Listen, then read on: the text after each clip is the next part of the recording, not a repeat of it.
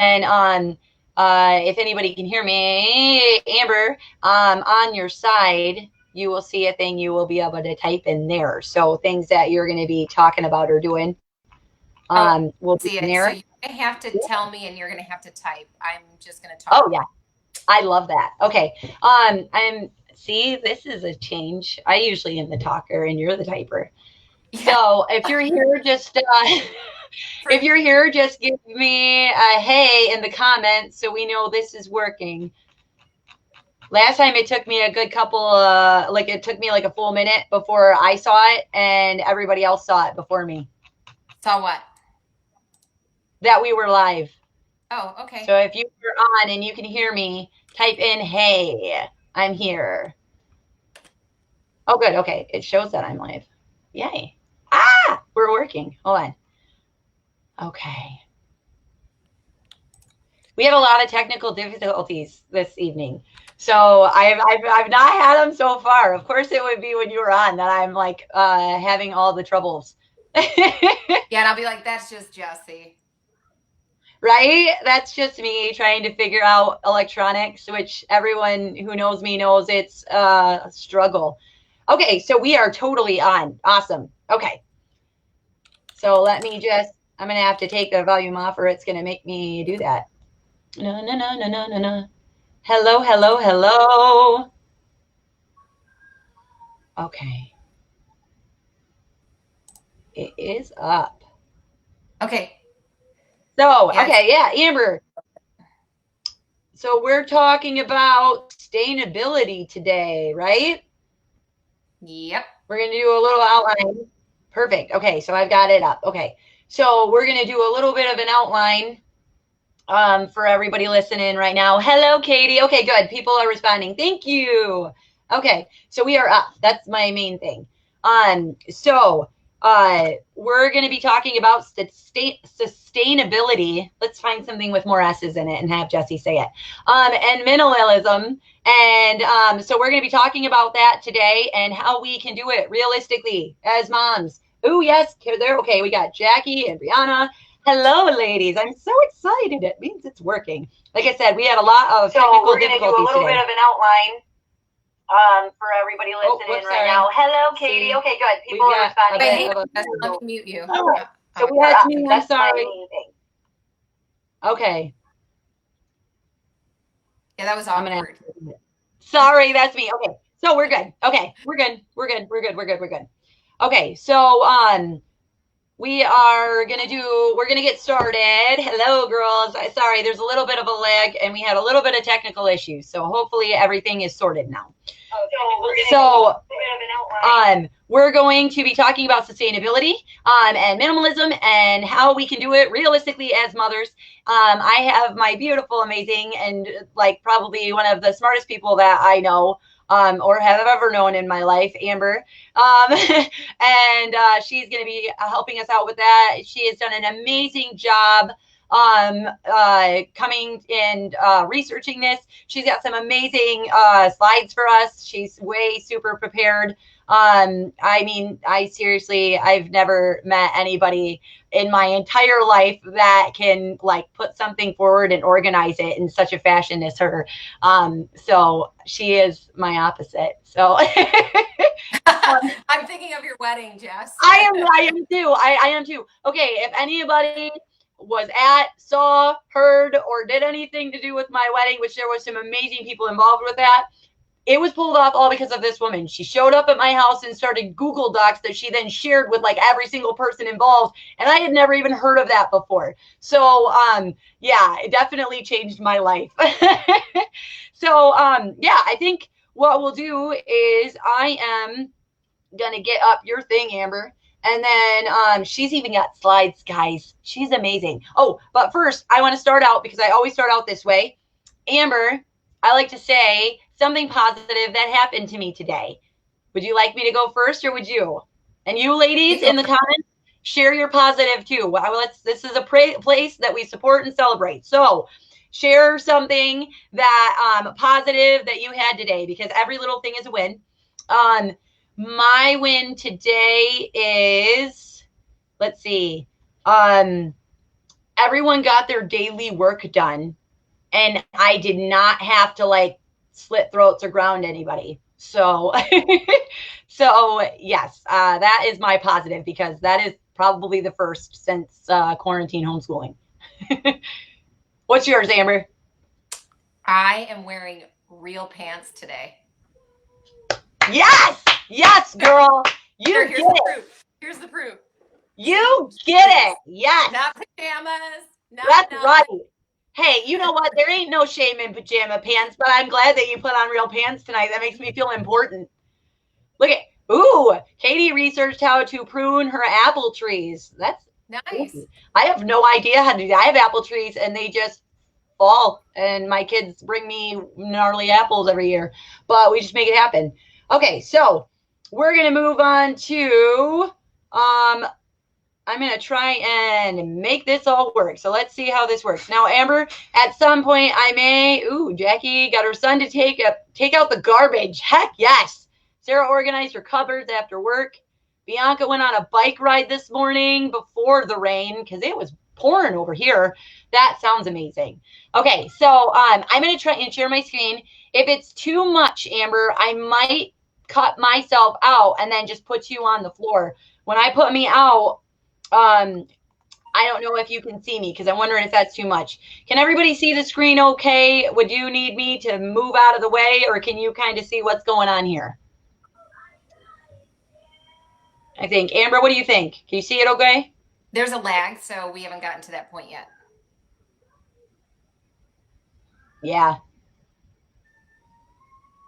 I know. So I think we'll be good. If you put a thumbs up if you see it, put a thumbs down if you think you need to cut me out of the screen. I need to cut you out of the screen. It's going to be super tiny. Oh, okay. Corner too. You don't have to have me very big. Okay, so we'll do that.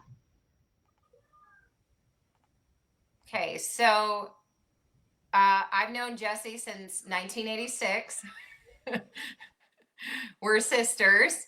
I'm the older one, and Rory or Jess, I haven't been on live before. This is kind of new for me, but I do give presentations and things as part of my job.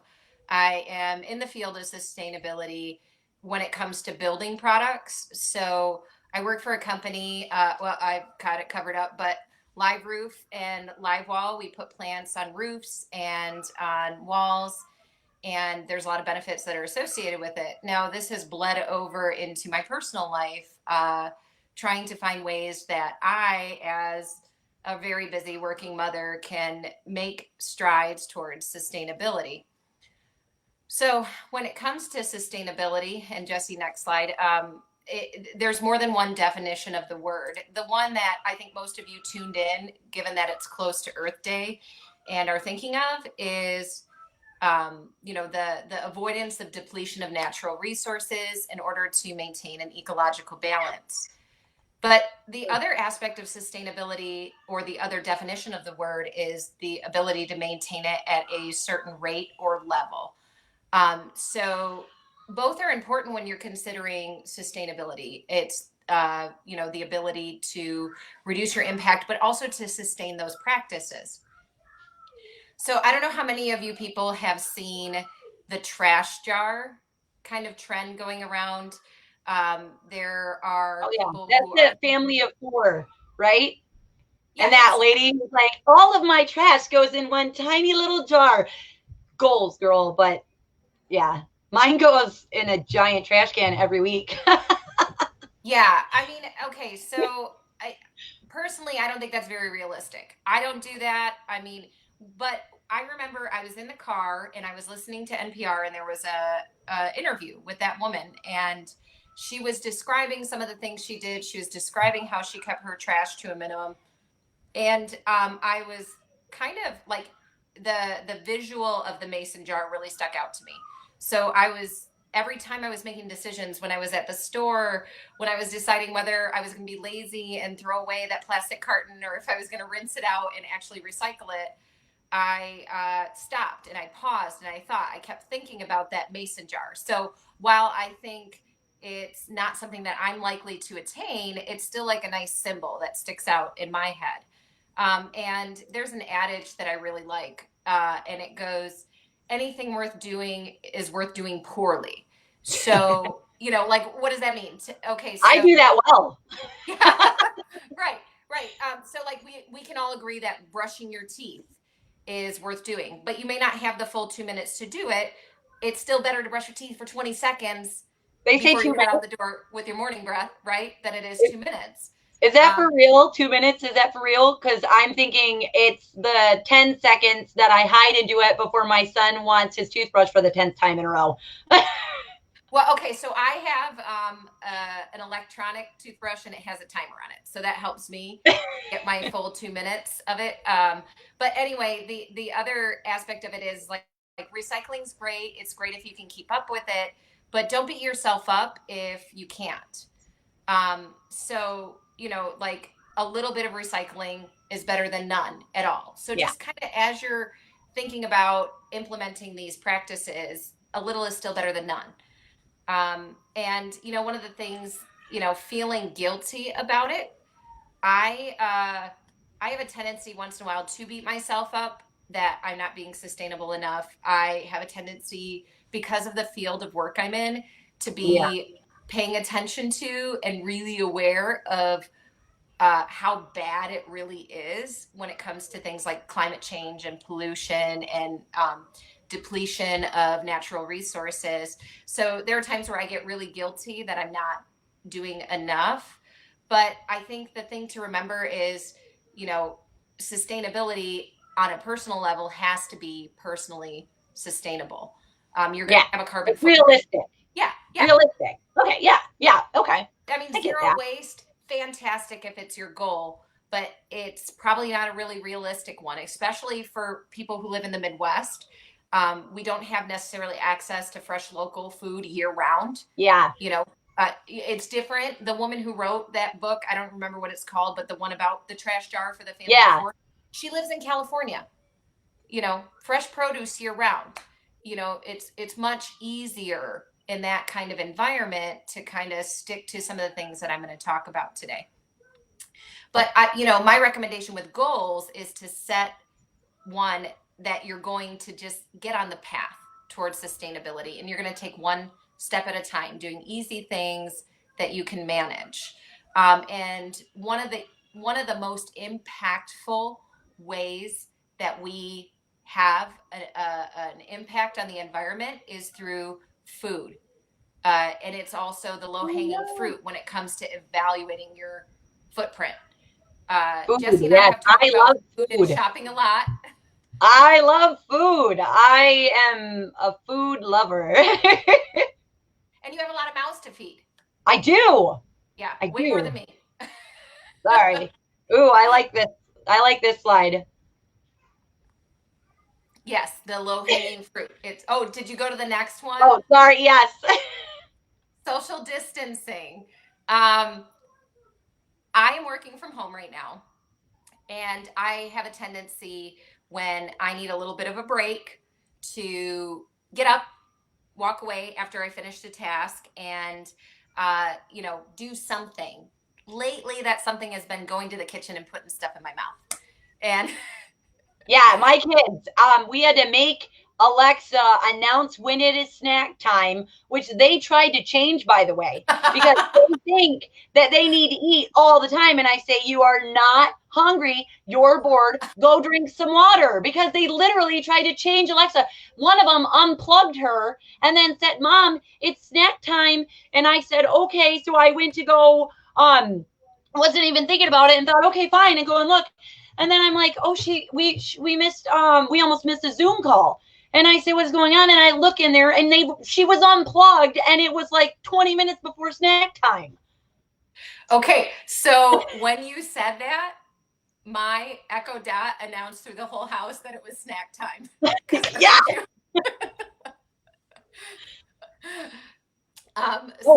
Katie says, what is low hanging fruit? What do you mean by low hanging fruit? Sorry, I kind of went through that one on accident. So like the adage, low hanging fruit means that it's the easiest to pick. So food is the easiest to do. Yeah, well, it has a huge impact on a personal level when it comes to the choices that you can make, and it's the easiest in terms of Like, great, it would be nice if we all had solar power or green roofs or, you know, better insulation in our walls. Those aren't things that you can just fix right away. If you all drove Priuses like we do, you know, that's not that easy to kind of just swap them out, you know.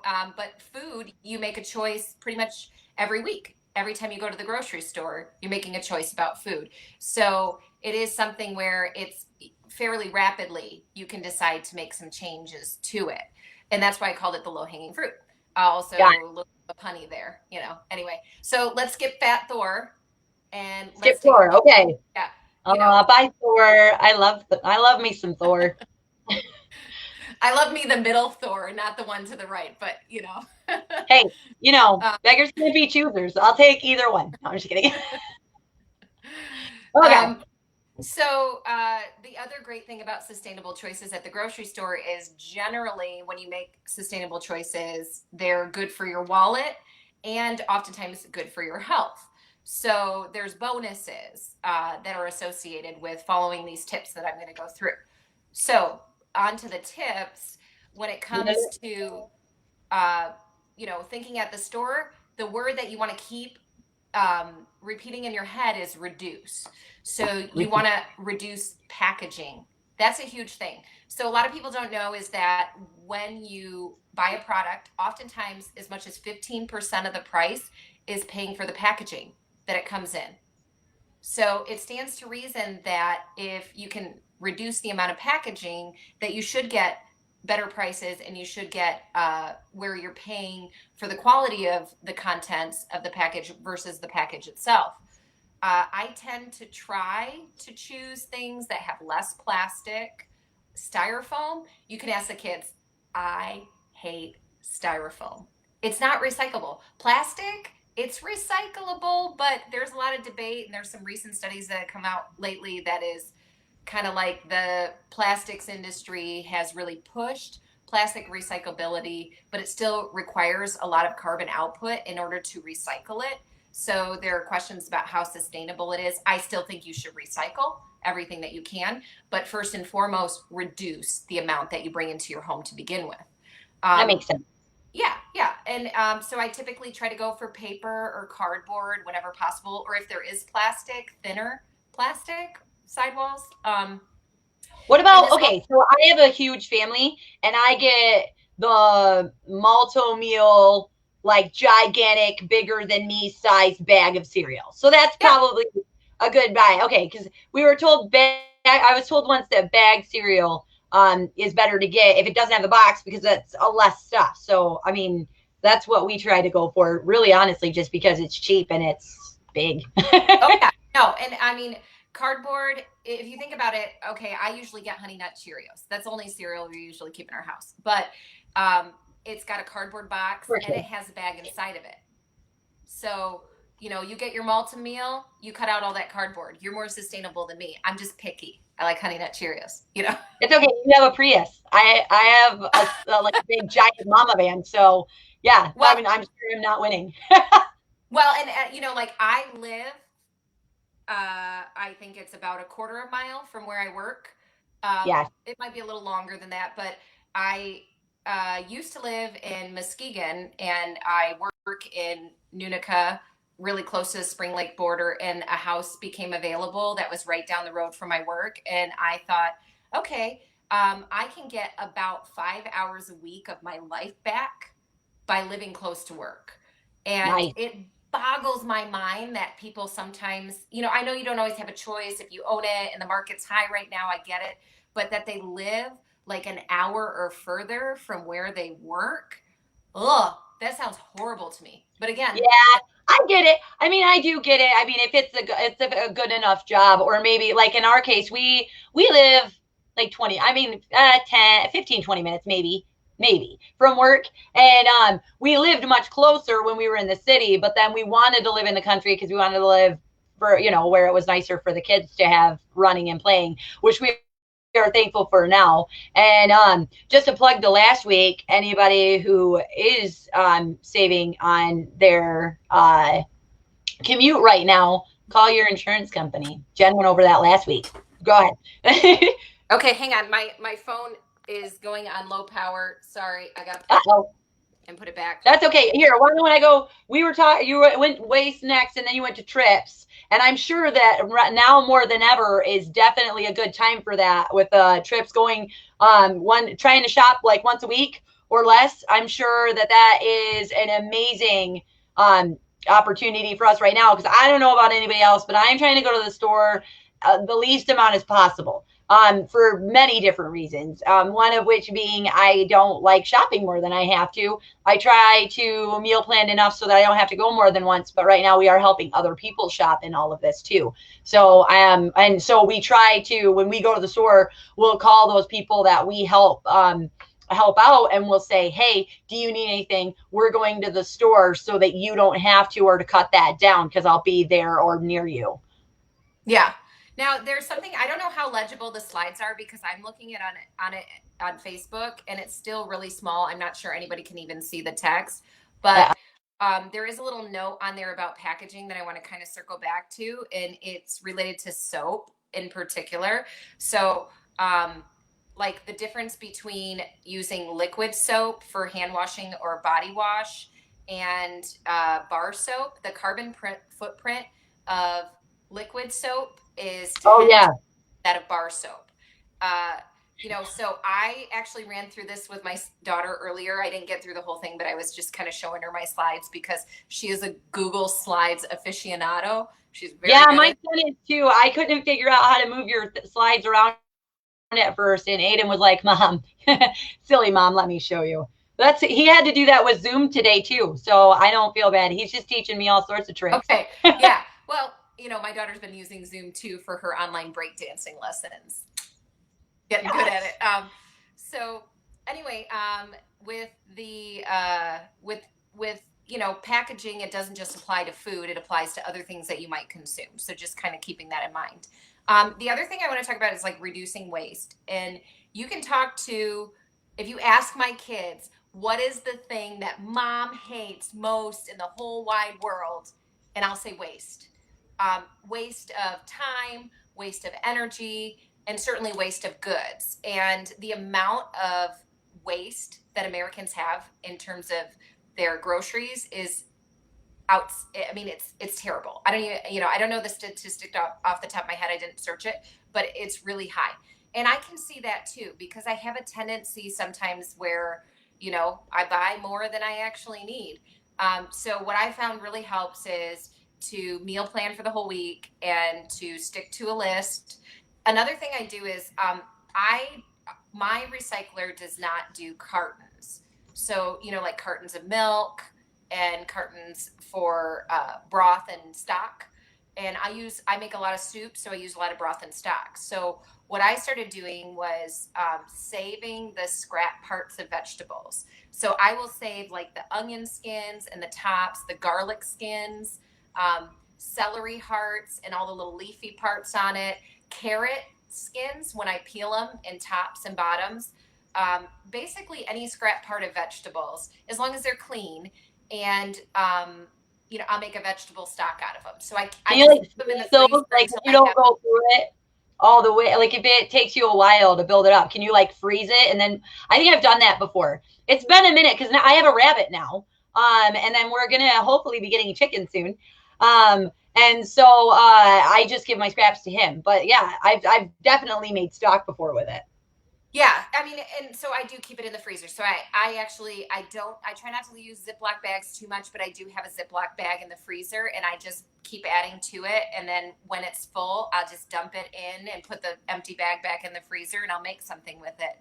The other thing too is that I'll make a whole chicken, like roast a whole chicken when we do have chicken, and I use all the bones to make stock every single time. And it is so delicious. It's so much better than anything that you can buy from the store, and it's sustainable. You're using scraps to make something new.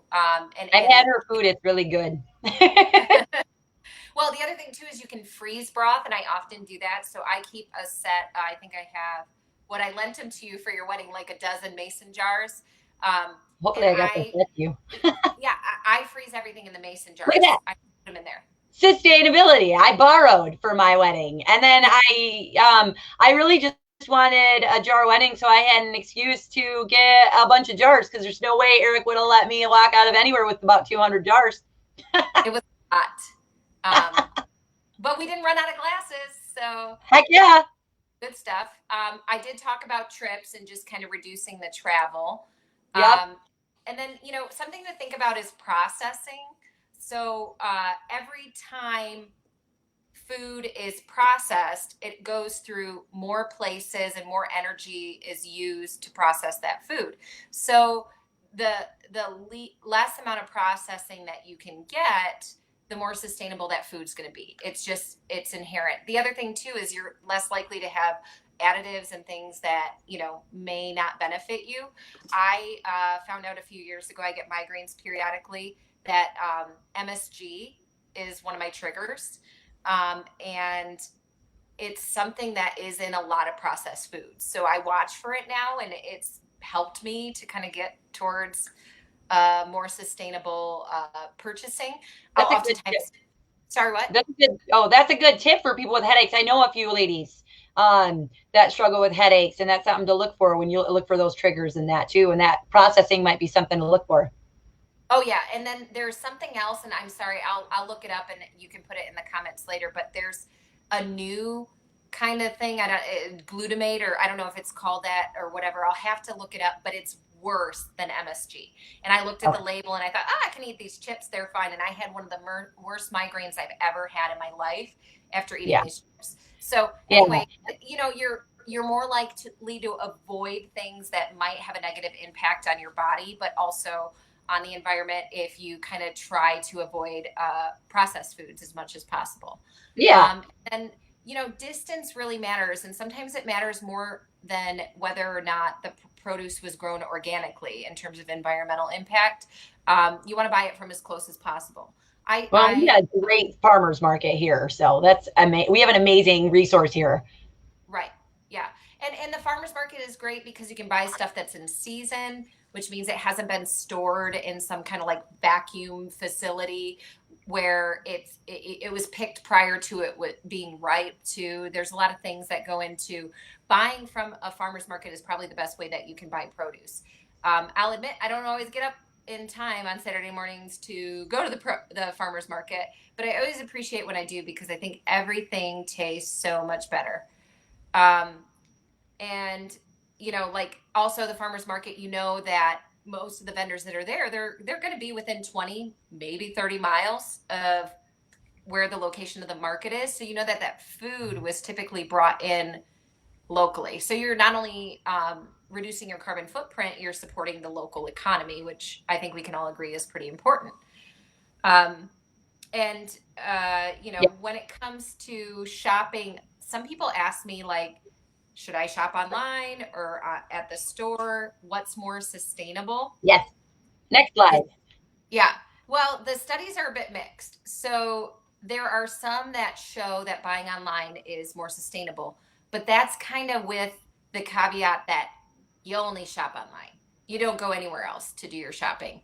And most of the people, like if you're shopping for clothes, you might go to a mall or something like that, and you're likely to pick up things from more than one vendor while you're there. And you might do some entertainment. You might go to the trampoline park or something or the movies, and you're already out. So there's a lot of things that play into it. But ultimately, whether you're ordering online your food or your consumable goods like clothing, or if you are buying them in person, you just still want to reduce the number of trips that you're taking. You want to make sure that you're really thinking about it. The other thing is that if you try to get things in fewer trips, it's going to free up more of your time to do things that you enjoy, like spending time with your kids. Hopefully, most of you hopefully enjoy spending time with your kids. I know Jesse's ready for Ask me in a week. at this point. Ask me in a week. We'll see. We'll see how much I love them still. Okay. Yeah. So the other thing too that we are really practicing a lot, at least in our household, we've kind of made our way towards it, and it's gotten easier as we have gradually introduced new foods and kind of gone away from other foods, is going low on the food chain. So what that means is, everything on the food chain has something below it. that they consume. So the lowest thing on the food chain is typically plants, right? And you have a certain amount of carbon footprint and energy that's required to grow and harvest plants. But those same plants, if they were taken and used to feed livestock, already your carbon footprint gets higher. So because that food could have gone into you straight away, but instead it's going into something else. And then there's a lot of other inputs into raising livestock and cattle that result in um, more carbon footprint as it goes higher up the food chain.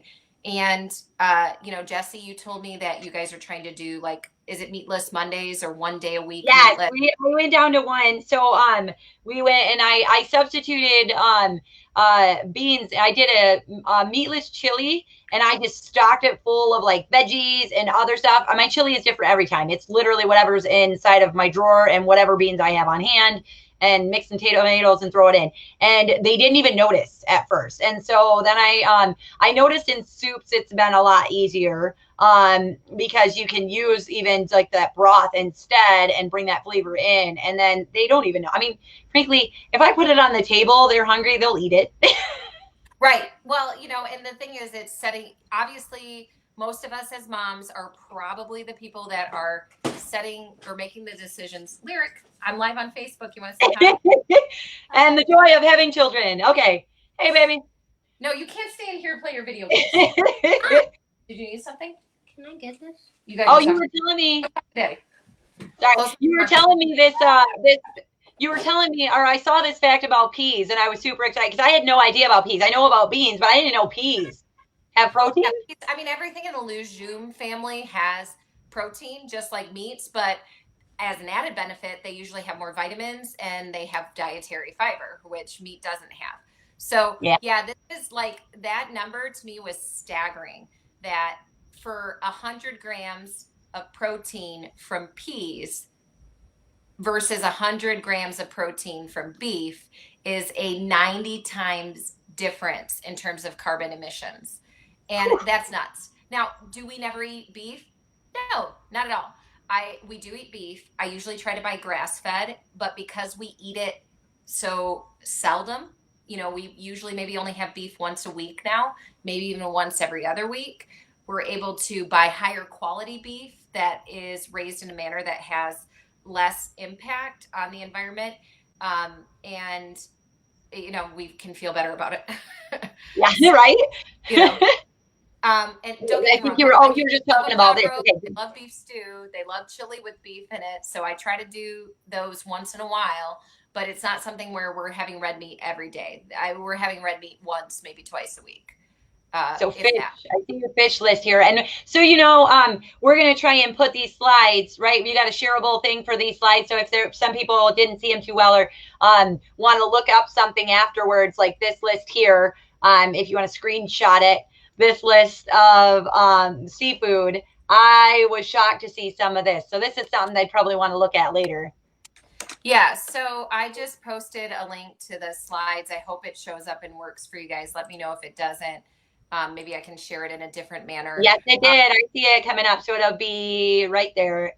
Yeah. So Seafood Watch is something that I found out actually about in 2013 on a trip to the West Coast. I was in San Francisco for work and my husband came along and it was really nice. We had a great kind of anniversary vacation, did Alcatraz and all the cool stuff there. And we went to an aquarium and they had these little cards that were folded up and it was Seafood Watch. And what they had was a breakdown of what are the best choices when it comes to seafood in terms of whether they're sustainably fished, to alternatives to things that you just really shouldn't buy because they're bad for the environment. And oftentimes the things that are on the avoid list are also high in mercury, which is something that we want to avoid, obviously. I mean, we don't want lead in our food as much as we can avoid it. And this is something where they update it and they publish it every year. So this is the 2020 list. They do have the ability to download it in a little like printable format. What I usually do is I pull it up on my phone, and there's another slide I'm going to show you next, but I pull it up on my phone and I take a screenshot and I crop it down to the good, the best, and the avoid. And then when I star it, so it's in my favorites. And then Mm-hmm. when I go to make my shopping list, I take a look and I'll write down what it is. Or if I'm at the store, sometimes I don't know what they're going to have in stock or what's in season. So I like to have it on my phone so I can double check, you know. And this is something where I've introduced my kids to a lot of new foods through this sustainability list, like scallops, and crab, you know, certain. Oh yeah, my family likes crab. I don't know Yeah, about scallops. That seems like I don't know. That seems like a weird textured potato, like a tater tot. Like it's like the tater tot of the sea world. Maybe just me. Okay. I don't know. Yeah, I don't know how you're preparing them. Are you like breading them and deep frying them, Jess? I'm not saying I don't have a deep fryer. Okay. And moving on. I Well, feel it's scallops, I love scallops because as soon as you thaw them and dry them out, they're super easy to cook. You know, and they cook fast. And the thing is, though, I usually cook it with risotto, and risotto is not something that cooks fast. So I work on the risotto the whole time, and then the scallops are just kind of the fast thing afterwards. But what it's done is it's made me kind of go outside of the comfort zone of tilapia, you know, or whatever cod, because those aren't really sustainably fished, and go towards the best choices. We eat tuna a lot in our family. It's something where we have pouches of it, and if the kids come in here and I'm in the middle of something for work and they say, "What's for lunch?" and I say, "I don't care, get a tuna pouch," and they'll just eat a tuna pouch. you're But so, you're so lovely because my kids have those 60-cent Armor barbecue flavored weenies. That's not on your list. it's not on my list. All right. I don't think I've ever eaten those. I mean, I like, but yeah, Don't. uh, nope, nope. Um, However, I don't judge anybody. If they like them, that's fine. You know, like I said, you eat the things that you want to eat. If you really love them, don't worry about it. Don't feel guilty. Just know what's more sustainable and choose what's sustainable for you in terms of that you're able to keep it up and develop a routine around it. And maybe start with one night low on meat. I mean, we have tofu 2 or 3 times a week, probably. We do a lot of meals that have lentils or beans instead, and it's so much cheaper. A half pound of tofu is, I think, I mean, it's technically more than maybe some of your meats. So if we buy an 8-ounce container of tofu, it's probably $3. If it's organic, maybe it's 4. It might even be cheaper than that. And it's more filling than meat. And I know some good techniques for cooking it. So if you want to try it out as a meat substitute, I can help you out. I use my air fryer. Turns out great. But anyway, like I said, I'm not sharing this information to make people feel guilty or feel like they have to do it, just so you're better educated. Okay, And okay. I just feel called out for no reason then. No, just kidding. All right. well, no, it's All right. different when you're my sister. I can, Right. talk smack about your grocery choices when you're Jesse, but not, Right. You do um, enough for the both of us. I'm just kidding. yeah. Now, when it comes to pesticides, that's a different kind of consideration. Mostly, I've been talking about carbon footprint. Pesticides, they suck. I mean, some people are like, "Oh, what do I care about pesticides? I can just wash off my apple." It doesn't really work that way because the pesticides contaminate the area in which they're grown. For the workers that have exposure to them, it can cause health issues. And then the other thing is that even if you get it to you and you don't care about the workers and you don't care about that land, but you're kind of like, oh, I don't know if I want pesticides, and you wash it off, it's still going into the water table. And it doesn't mean that just because you wash the outside of the skin that magically there's no pesticides that have been absorbed by the produce. So this is something that's published every year as well. I think if you go to eatthis.com, I can't remember the name of the actual organization that posts them, but this is where I pulled it off for 2020. This is something where I have not eaten or bought non-organic strawberries in I don't know how long that I can remember, because strawberries are one of the things that I have. My boss, his brother, is a researcher in Florida, and he spent a long time researching strawberry production. and they have so many fungicides and pesticides to keep them looking like that he said he would never eat a conventionally grown strawberry again. So that's all I had to know to say, nope, we're not doing that. We'll have strawberries less often, and when we get them, they'll be organic. And it is the worst offender. So there's some other things on the list. Some of them are hard to find organic, so I just skip them. And then there's the Clean 15. Good news on that one. There's a number of things that are grown conventionally that don't require a lot of pesticides in order to grow them. And those are things where, you don't necessarily have to pay the surcharge to get the organic, and you can still kind of have some peace of mind or feel like you're not, introducing too many bad things within your diet.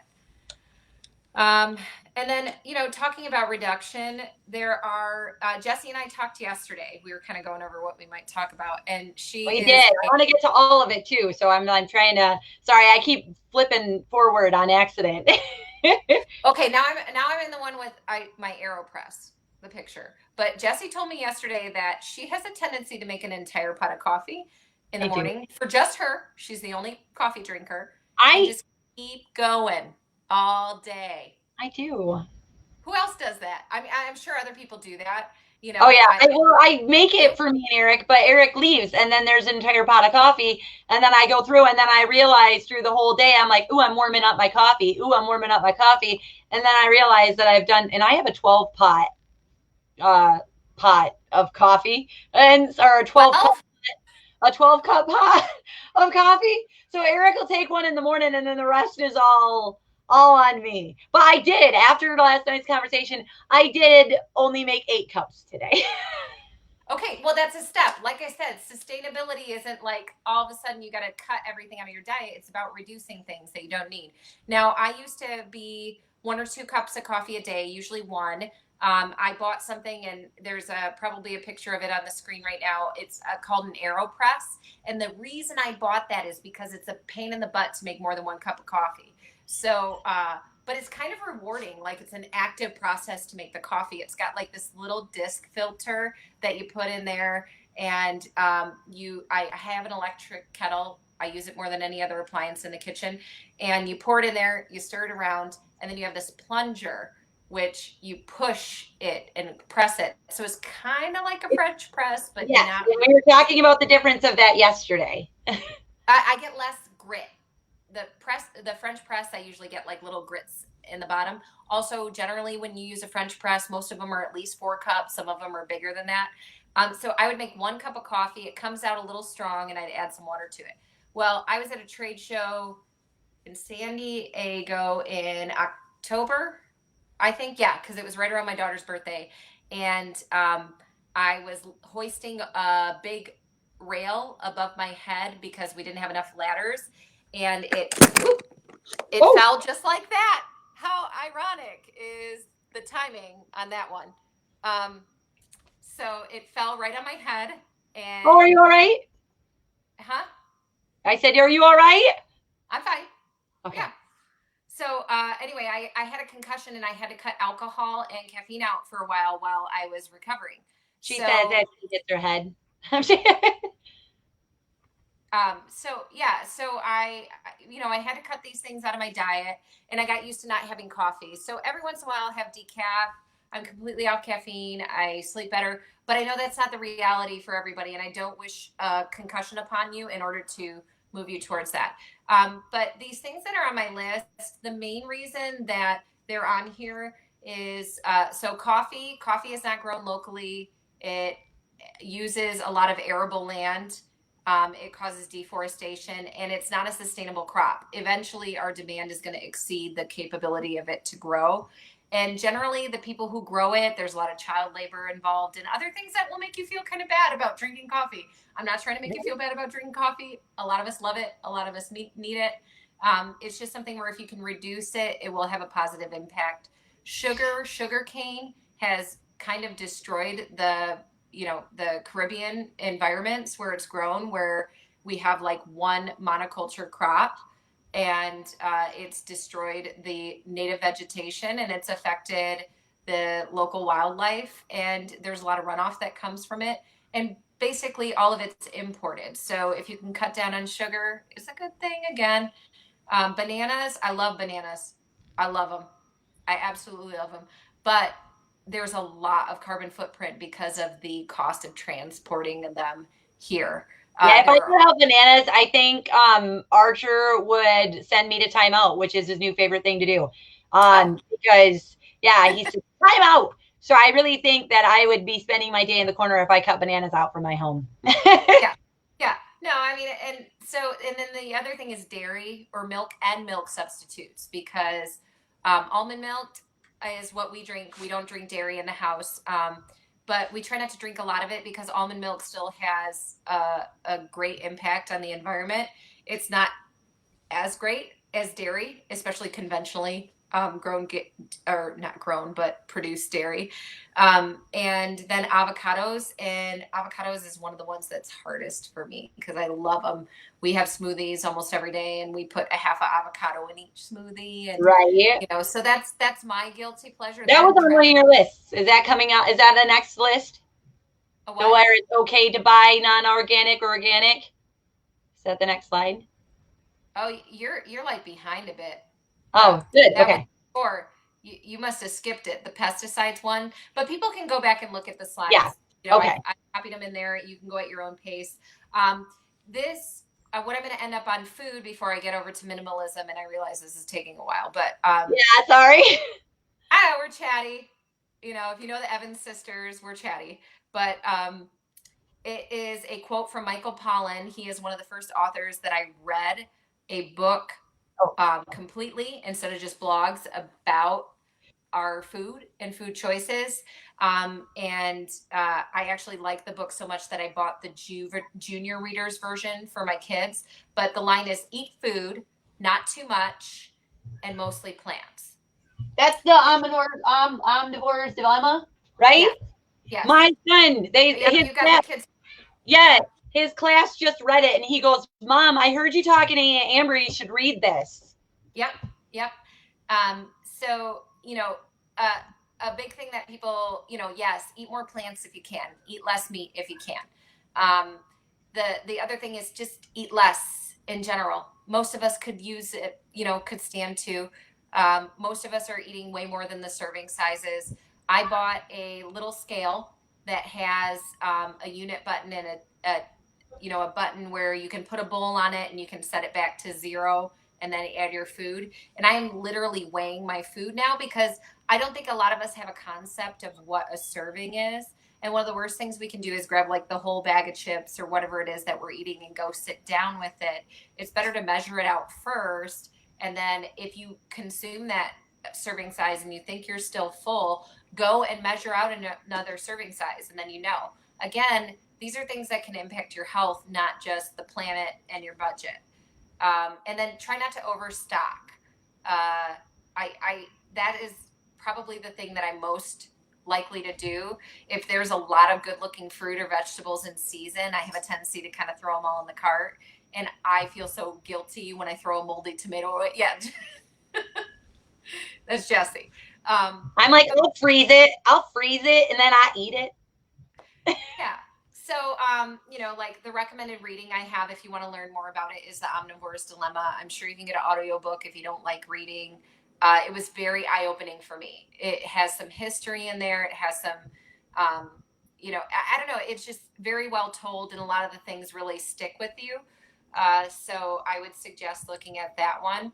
I'm going to talk about minimalism a little bit, but I'm going to go through it pretty quick because I've already been online a long time. Most of you, when you think about minimalism, you probably are thinking like there's nothing in your house at all, and that you're going without, and that there's this expectation that you don't own anything. But that's not really what I look at as minimalism. I think most of us can acknowledge that we just have Yeah, too much sorry. stuff, you know and Yes. I have too much stuff. I still have too much stuff, despite the fact that over the past few years I've been gradually pruning the things that I have, gifting them to people who might need them, recycling them, trying not to throw too much away, but I still am doing it just so that I can feel more free. When we have too much stuff, or everything we own costs us something. I mean, the most obvious is it costs us money. It costs us money to purchase those things, to maintain those things, to store those things. Jesse?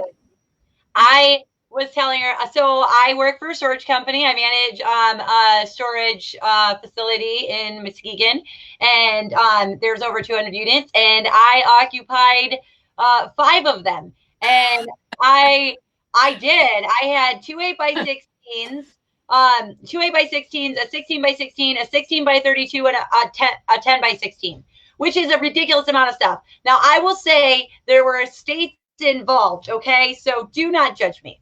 But I have to say, when I went down, first we went and got rid of that 5x6. It was super easy. Then we went and combined everything in the 16x32.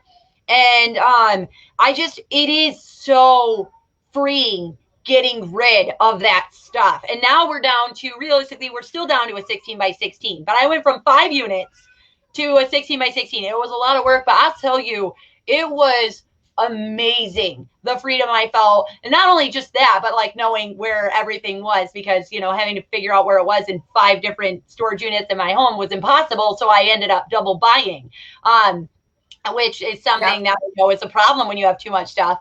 And it was such a big difference in my life and in my stress level. Seriously, when I went down to the one, and even having the one is a little stressful for me. But I know that I have plans for that stuff. Otherwise, if I didn't, like if we weren't planning an addition on our home, I know that it would be like, nope, I'm done. I need to start going through it. And then I have done that. But yeah, don't be me.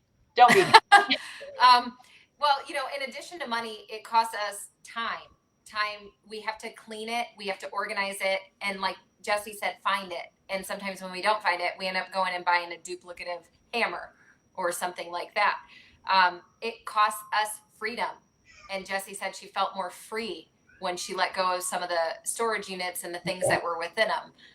Because I don't know about you, but like if I know my garage is untidy, or I know I have too many things laying around the house and I need to tidy it, I feel a little bit guilty when I leave to go do something fun. It's like nagging in the back of my head. When I have less things, I have less that I have to keep track of, and I can feel more free to just live in the moment and enjoy what I'm doing right now, which is what I want out of life. The other thing is that it takes up a lot of energy when you have a lot of things, just even making decisions about those things, deciding what you're going to use, what you're going to wear. And then if you really like buying, just even the time and energy that's required to make those purchases. One of the things that I switched to, I want to say, Jess, do you remember, was it like 5 years ago maybe that I started talking to you guys about experiences versus gifts? Yes. And I remember, so please keep going, because I 100% agree. This was very, very, very hard for me and my family to even try. And now we are totally on board for it. So somebody asked me this question, and it's what stuck out is, what gifts do you remember from your childhood? And I could think of two. And Jesse, if you haven't pulled that slide up, you have. Okay. It's a giant teddy bear that I got when I was 3 or 4. And I kept it until I was like 12, I think. And then there was a Starlight pony that had batteries that went in it. And when you push the button, it walked. It was all the rage in the early 90s. So those are the only two toys that I can really remember receiving and taking some joy in. Beyond that, I can't really think of anything. However, vacations, I remember every single one. Into going back until I don't have a lot of recollections of other parts of my early childhood, but going somewhere and experiencing something new, that was something that was lasting for me. And it wasn't just stuff that accumulated and that eventually I'd feel guilty about getting rid of because so and so gave it to me. So this picture, and Jesse, it's way too small. Any chance you can make this slide take up the whole screen? Not without hiding it here. Okay, so this is a picture from our childhood, and I am like super fly right there in my day glow pink and orange windbreaker. And you'll notice that I have the teal pants to complement. Uncle Ian, Rory, my daughter, was looking at this over my shoulder earlier, and she goes, "Did he do that in all the pictures?" I don't know if Ian's listening or his wife is listening, but yes, he did that in all the pictures. He looked that joyous. But I know he enjoyed these experiences. So this was a picture taken by our grandma, Mary Kay, who kind of has the mindset where if you don't document it with a photo, it didn't actually happen. But growing up, we went on a lot of trips together, and with our grandparents, without our grandparents, with both sides of our family. And we went to Greenfield Village more than once. I remember going and talking to the people that were there, that were in their old timey clothes and kind of doing some of the crafts and activities. And those things really stayed with me. And so I think that, that's something to kind of keep in mind. And for all of you Harry Potter lovers out there, like my family, we watched on Easter weekend, we watched all of the movies right in a row. That's a lot. It took 2 days, and the only one that I was just like, oh, I can't wait till this is over is the Order of the Phoenix, the one with like the creepy lady from the Ministry of Magic. Anyway, getting off track here, but my most of us remember, who have seen the movies or read the books, from the Sorcerer's Stone, where the Dursleys and Dudley is complaining that last year he got 35 presents and this year he only got 34, and they're trying to appease him by saying they're going to buy 2 more when they go out to the zoo and stuff. And it's just, every person who's reading that is like, ugh, this is gross, this is sickening. But how many of us kind of emphasize the quantity of gifts or the quality of gifts that we give our kids? Like, do we not feel good about ourselves because we're not getting them the latest and greatest? I think that was one of the biggest things, was me getting over it. I was so convinced that my kids weren't going to go for it. And we were doing that. And so we actually like had a discussion with them a bit, and that we have 5, age almost 2 to 13. And we said we were going to go down a little bit on the Christmas gifts, and we were going to take them somewhere. And we went to the Great Wolf Lodge, and we saved so much money. We were able to do like the full package for them, and we did like a 4-day weekend at Great Wolf Lodge. And we spent less than we normally do on Christmas, and they have not stopped talking about it. If I ask them what they got last Christmas, I don't even remember what I bought them for the last Christmas. But that was the year before. And last year they had so much fun. They loved it. And we changed over birthdays too. And now they're all excited because they like to plan out what they're going to do for their birthday instead of what they're going to get. And they remember it, love it so much more. So I was worried about them not wanting to do it. And once we did it, it's all they want to do now. Oh, I know. It's kind of addictive and contagious. The other thing is that as a parent, it's fun for you. It's way more fun than giving your kids a loud, obnoxious toy. Which, by the way, when Jesse and when our kids were little, I feel like we had this thing going back and forth where we tried to progressively buy more annoying toys for each other's kids. Oh, yeah. Ian's kid got a Miley doll, so that was the worst. Oh, I think that was from Grandpa Evans. That was. Yeah, that was. What are you doing? But anyway, like, stuff owns us. Stuff holds us back from doing the things that we want to do. And vacations with your family, they're the best. With my kids for the last few years, with Christmas, we'll wrap up. We'll either put it in a nice little envelope and hide it in the tree, or we'll put it in a box, whatever it is that we're doing. If we are taking a trip and they need something for that trip, like a new bathing suit, we went to Disneyland a few years ago in California, and they knew we weren't doing anything, so we got them luggage. They didn't have their own luggage, so we put that under the Christmas tree and they wrapped it. But I think the Christmas before last, we did concert tickets. This Christmas, we did a concert and a musical. And Rory's still waiting. Her birthday, she turned 13 in November, and she's waiting for Dear Evan Hansen in June. And she's fine with it because she's so excited to see it. So those are some things that, I think make a big difference. Another thing that I wanted to kind of point out is that, when you have a lot of stuff, you have more decisions to make. And every time we make a decision, no matter how small it seems, it wears us out. Our brain only has a capacity to make so many decisions in a day.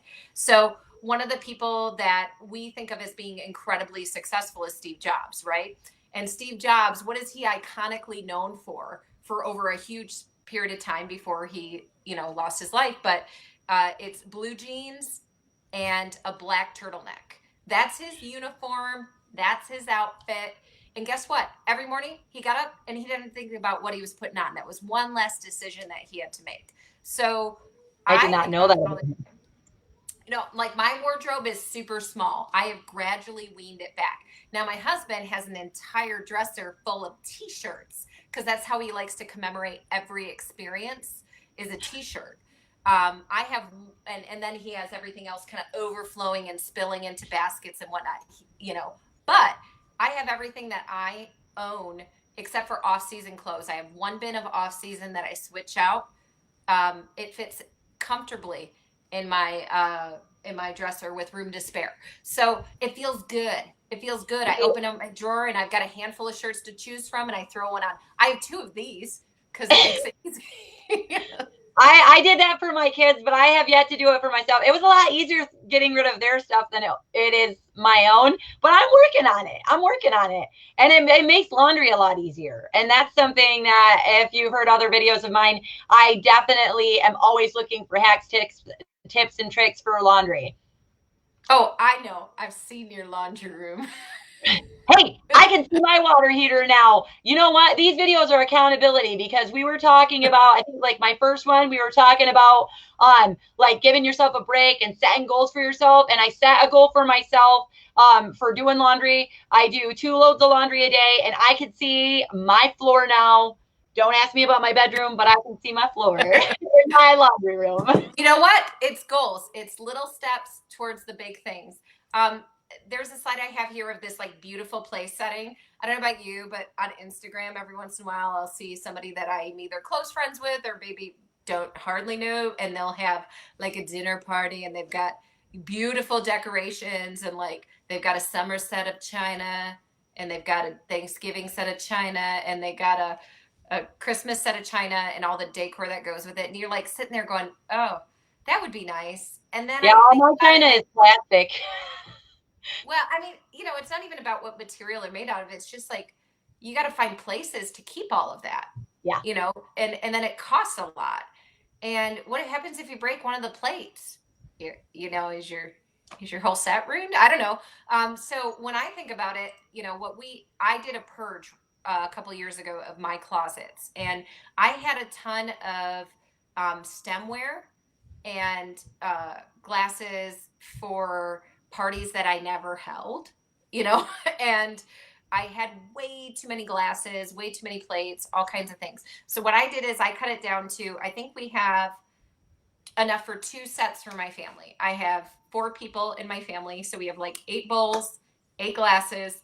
I have a little bit more than that in coffee mugs because some of them are sentimental and they've been accumulating over time. But it's one of those things where it helps to. We don't have an automatic dishwasher. The dishwasher is all of us, so Yep, me there's too. less to accumulate before things need to get washed if you have fewer dishes. If the kids come to me and they go, Mom, there are no clean bowls, I guess you got to wash one, you Right? know, versus just piling until you've kind of hit your ceiling. And by the time you actually get around to doing the dishes, it's a lot. Yeah. So I find that it helps me to keep up on those kind of things too. And I don't really have to think about it. When you make decisions of every aspect of your house, and you can start little by little, of getting rid of the waste, you'll find that there's a lot of more that comes with less. You get less clutter. And the clutter is bad for our mental well-being. There have been psychological research studies done that show that people actually perform better. They feel better in a space that's not cluttered. I mean, that might be obvious to you, maybe it's not, but there's nothing good that comes out of clutter. And with less clutter comes less time finding things. You need less space to store things. You might be able to live in a smaller house like I do. I don't have a very big house. I don't want a very big house. I don't need it. Um, and there's less time making decisions. I've already talked about that a little bit. And then, of course, less money spent on redundancy, on having more than what you need of any given item. The other thing is that if, like I like to donate. I like to, I very rarely sell my used stuff. Of course you can. And if you need to, that's great. It's another way that you can kind of help to get yourself back into a good position financially if you're not. I usually donate my things. Jesse, do you remember when I cleaned out years ago my coffee machines?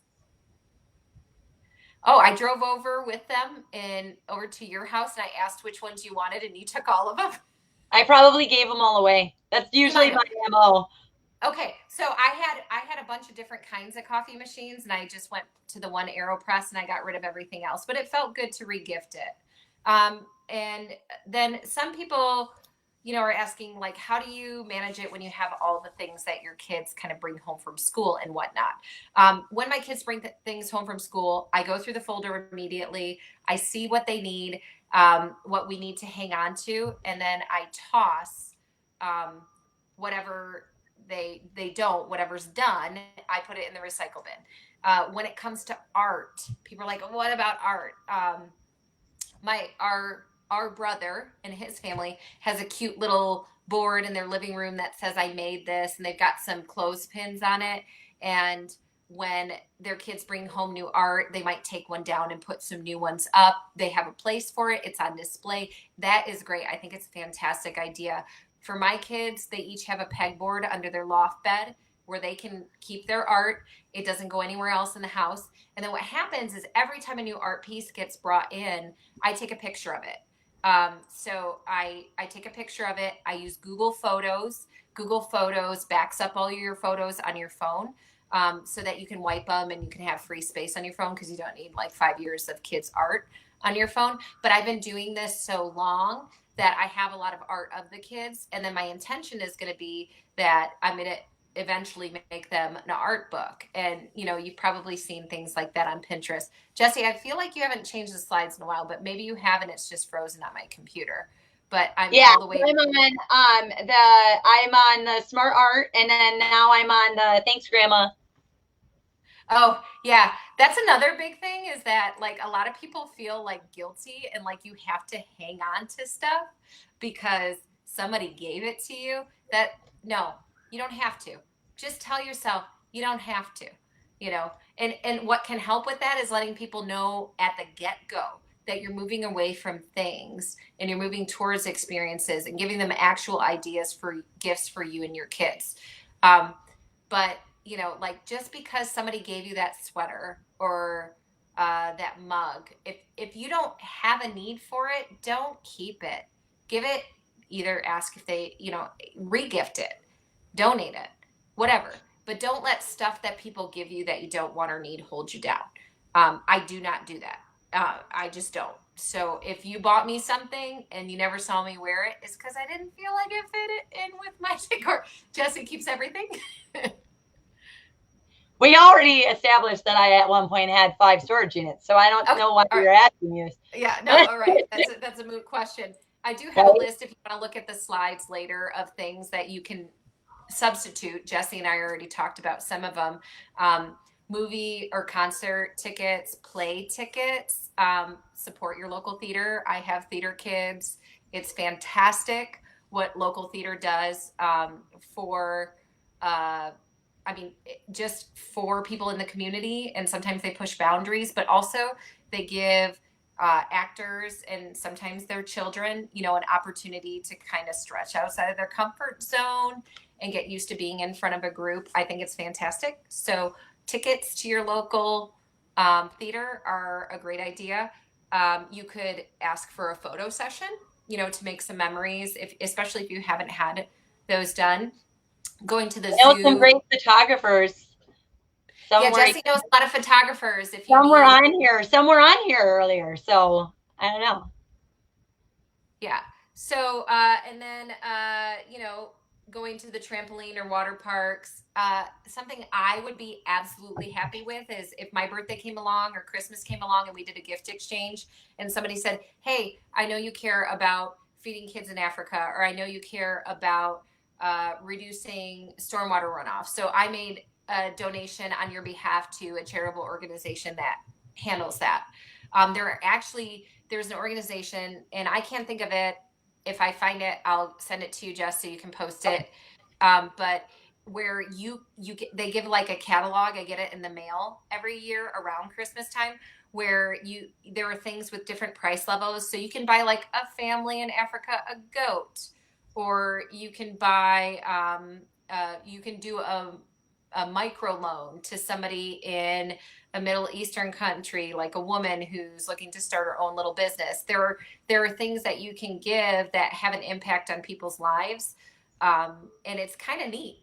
And you get a little thing that you can send to them that says, "Hey, I didn't think you needed more stuff, but I Right? wanted to honor you. I wanted to show that I'm thinking about you. And what I decided to do is because you're such a great person, I tried to do a great thing for somebody else on your behalf." Yeah. Not everybody's going to like that. I mean, I think I tried to propose that for the gift exchange between the siblings one year and I got shut down. Yeah, you But did. yeah. Another thing are lessons. There's all different things that, I or kids could do: cooking, sewing, sports, swim, music, dance. I mentioned, maybe I didn't mention, did I mention that Rory's taking breakdancing lessons? Yes, you did. Yes, Yeah, on Zoom. on Zoom. Yeah. So, I mean, and that's pretty cool. And it's not incredibly expensive. And it's given her an opportunity to exercise and do something. If somebody wanted to gift something like that to my kids, it would be fantastic.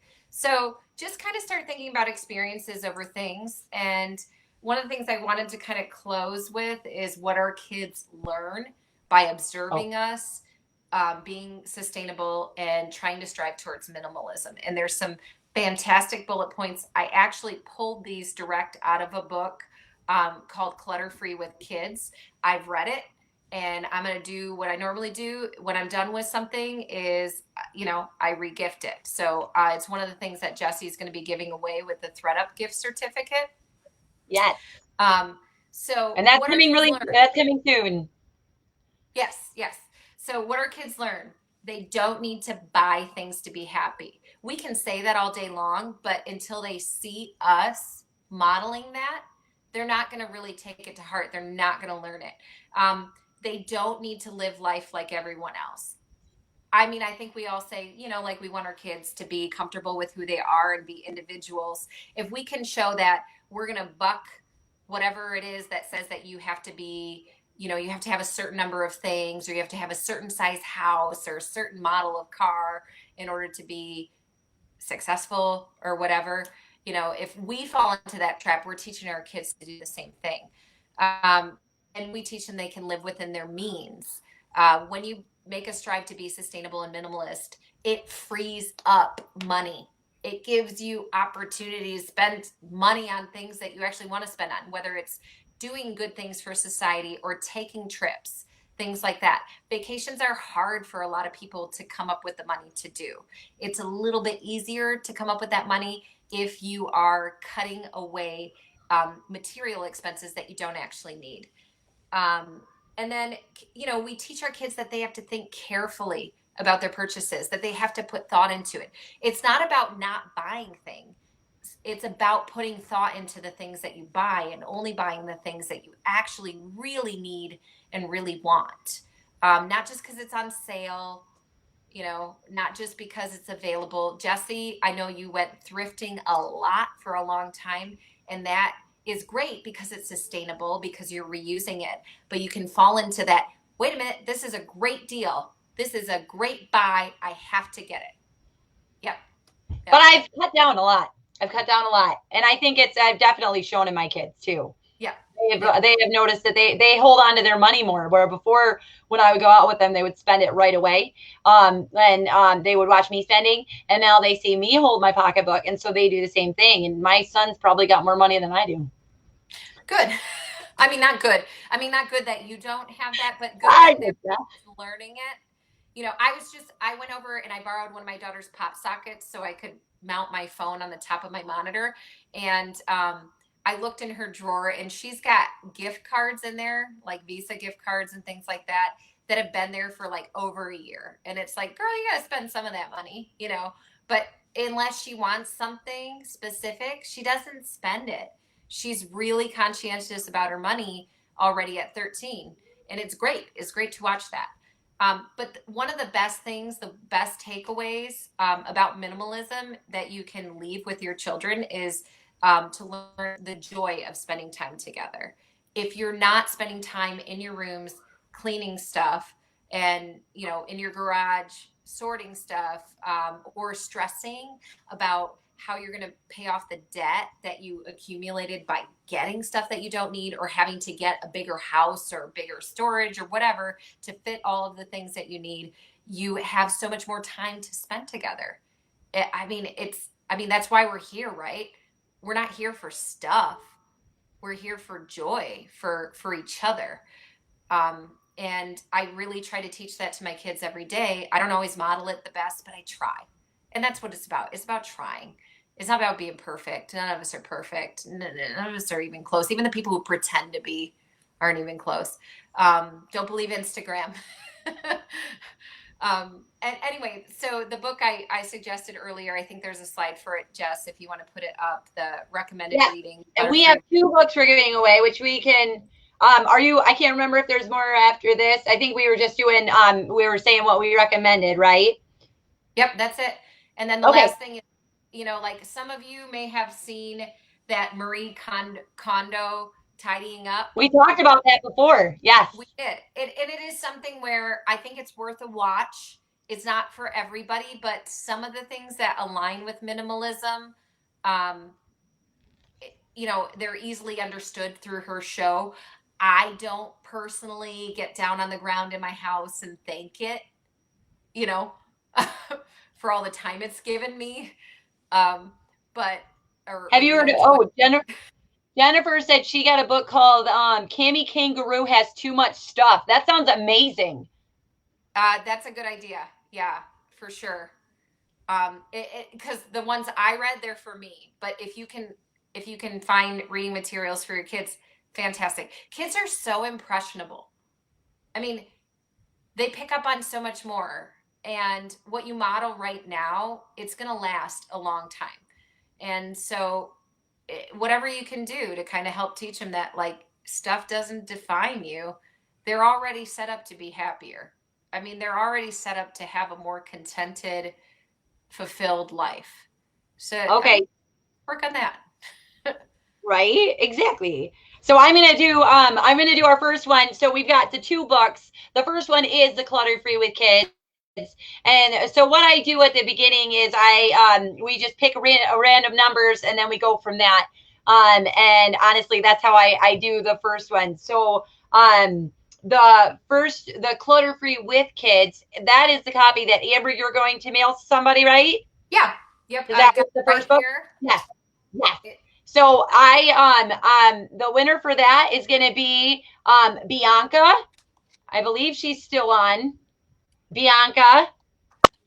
And then what was it? The second book was the Less of More, and that was the one that I already regifted to somebody. So you said you were going to track it down and share it. Yes. So what and we'll go over to when you get if you guys private message me your address, we will mail them to you because the mail is still going unless you are local. And I don't know if you saw the way I dropped off wine. I will make sure that your stuff is just as disinfected. And so if you're local, I will give it to you that way. But if you're not local, then we can make sure that for sure we can. So for less is more, I've got Jackie won that one. So Jackie, I believe you're still on here, right? Maybe, I don't know. So hopefully, I know that was a lot. So we were on for quite a bit. But it was all great stuff. Amber, I am so happy that you have come on tonight. I know this is a big thing, Earth Week. It was funny because I was asking you to be on and I didn't even think for a second that it was going to be Earth Day coming up, and that that this would tie in perfectly with that. And so I'm really glad that you came on. I know you put in a lot of work into this, and I was like blown away with your slideshow. And I think that it was amazing. And so I want to thank you, thank you, thank you. And then I also, well, for the $25 thredup gift card, because that's what thing we were talking about, thrifting. And while I have a problem, it might be something that is good for you guys to do. So in order to get the thredup gift card, and I will put the details on how to enter in the comments as well. I am going to do a drawing Sunday at 4. It's kind of my MO now. And for I want you to like this, and like this post. And then for every person you tag in the comments, and every time you share it, you will get an entry to get that card. And I will announce it on Sunday at 4, and then you could go right to using it. I know that they have some super cute dresses on sale for like $4 or $6 right now. And your first time order is like 40% off with free shipping. So I am super excited to give that away. So yes, and it's electronic, and they are shipping right now. So if you get that stuff, you'll be able to get it soon. So I am super excited. So again, for the $25 thredup card, every time that you tag a person or a friend in this post, and then you share it to a place, whether it's your page or a group, or anything like that, then you will get an entry in, and then I will make sure that I pull it live on Sunday, and we'll get the winner for you. So I just want to make sure, does anybody have any questions for Amber? Or Amber, do you have anything to say for you before we cut off? I mean, the only thing is that you mentioned it was Earth Day. I don't even realize when it's Earth Day because I try to think of every day as Earth Day. Right. Hashtag goals, okay? I mean, just think about it. Make little decisions, they add up.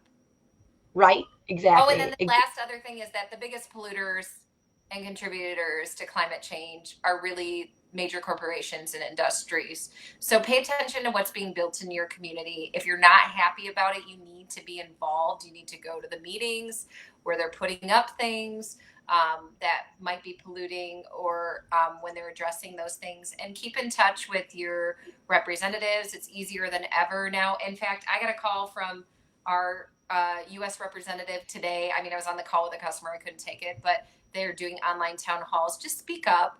Let them know it's important to you, and you have an avenue to do it. So just pay attention. Obviously, what we can do has an impact, but we have to get the industrial complex to kind of follow suit. Exactly. All right. Well, thank you so much. Thank you to everybody who is involved. If you're watching the replay, thank you again. Again, this is just something that we're going to keep going. I am a mom on a mission, and it's a mother of a mission, and I am so happy for all your support, and I hope we can keep this going. I've got more people coming. If you want to hear from somebody, let me know. I've got tons of fun moms on the way, but let's find out what your problems are and what you want. Feel free to direct message me, visit me on my website, or just personally message me, and I am so excited to keep this going for you guys. So you have a beautiful Thursday. I hope the rest of your week goes well, and I will talk to you all on Sunday. Okay? Bye, guys. Bye, Jess. Love you. Mwah. Mwah.